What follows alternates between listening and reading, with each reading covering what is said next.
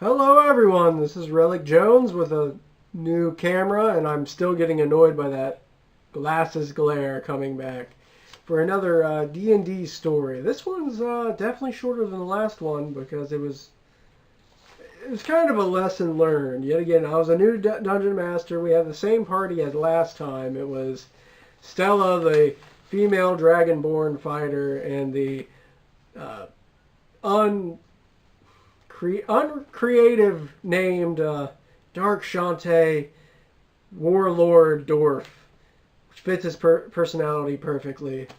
Maybe I'll have a link to some of that particular person's videos if you like League of Legends. He plays a lot of League of Legends. He has a pretty foul mouth on him, so be warned, it's not children friendly, but it is the guy that I particularly played with in this game of D&D. Yet again, last time they did the adventure that was in the back of the dungeon manual for 4th edition. Yet again, this is a 4th D story. And we had a party of 2, and I kept thinking, even with the dwarf eventually getting this guard drake, was way overpowered because we used the stats in the dungeon manual to stat it out, and eventually would always hit at least 3 and then got a +6 to hit. I mean, humans get a priority of, if you use the right weapon, of like 2 at the time, because they were level 2 or level 3 by the time they defeated the ice dragon and got the life drinking sword, which we definitely got the rules wrong the first time.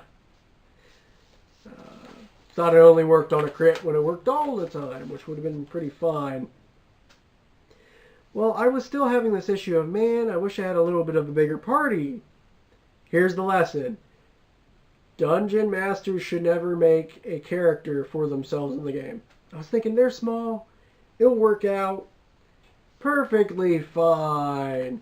Because Dungeon masters should never take away from the place of the players. They are the ones in control of things, where the story progresses.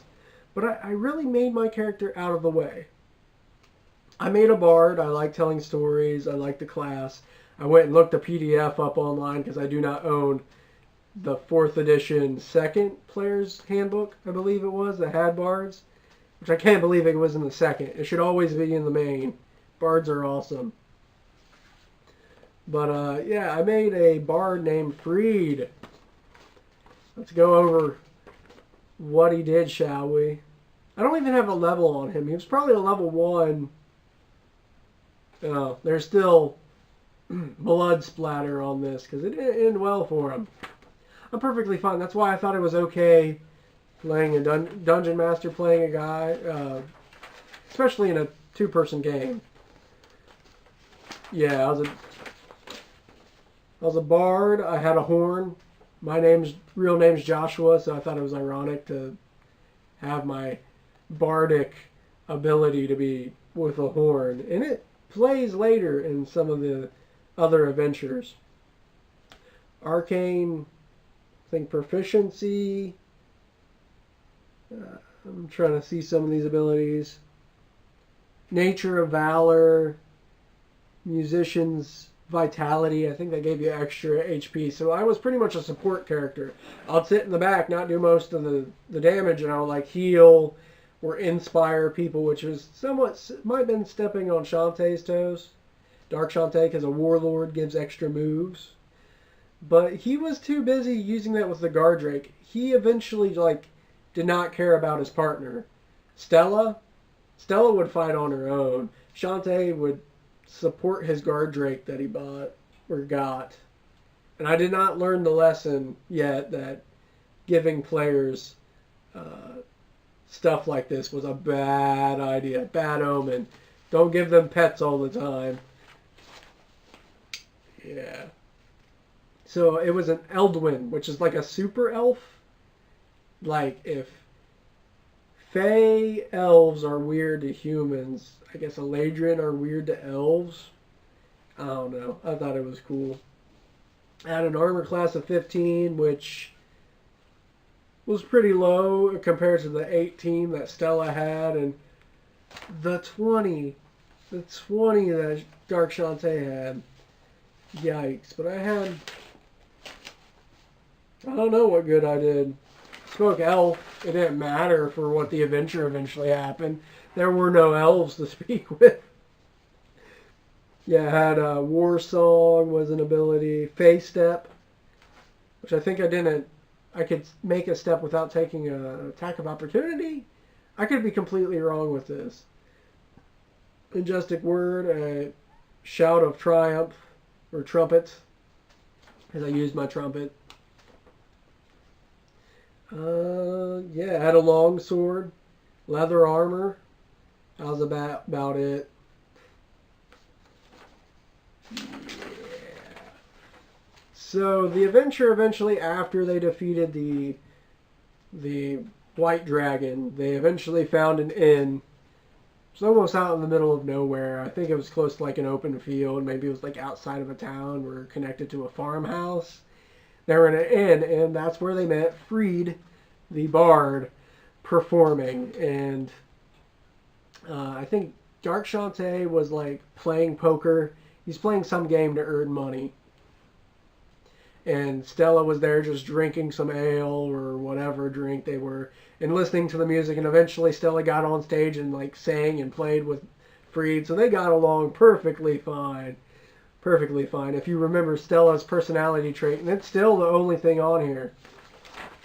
And in quote, loves common objects. So I guess the innkeeper vibe.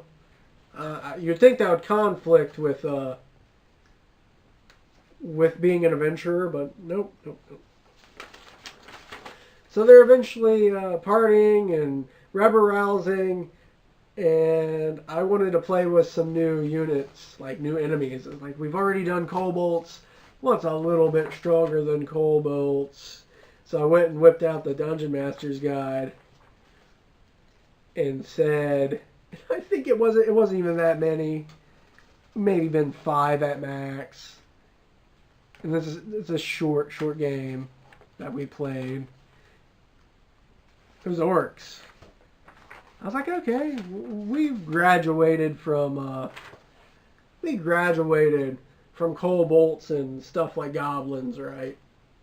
We're gonna go to orcs. Yeah, and like orcs can be like a level 3 and stuff. So we were a party. I think I was a level 2, but they were level 3. I made my character less level and more supportive than interactive with attacks. And there was minions in this too. 1-hit kill minions. I mean, their armor class was only 16. But as I told you, the fight breaks out, and eventually we kick him out of the tavern, and I'm over there using the horn, and Shantae's Pokemon trainer with his Gardrake. Use sand attack, Gardrake! Yeah. But Shantae was clearly just focusing solely on his Gardrake to fight with.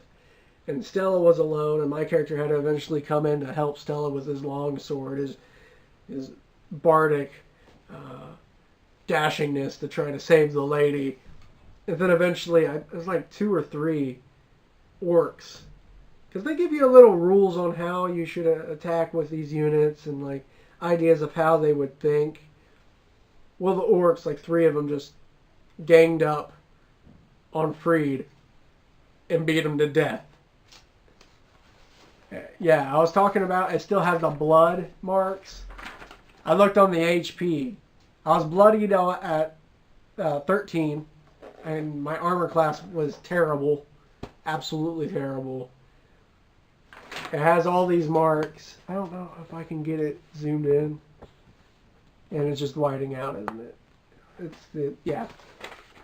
It's a -2. I'm like telling them, like, guys... I think Thomas, who was playing Stella, was like, what? Don't tell me. You hit 0. I'm like, nope. I'm -2. My character didn't do nothing. So in this case, the Dungeon Master's character did nothing. Affected nothing. actually depressed people, so they had to step away from the game table after they defeated the guys. Got their experience. Like, oh. They eventually buried me, and Stella took up my horn and was like, I will remember Freed. I will carry on his legacy.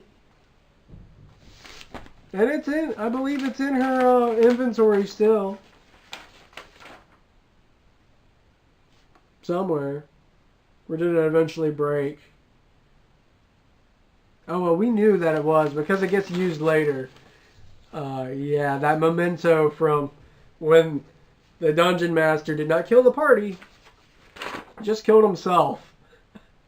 Well, if you like D&D stories, and I have stuff with D&D minis, and if you like anything of the content on the channel, please like and subscribe, and you'll hear more about the adventures of Stella and Dark Shantae next time.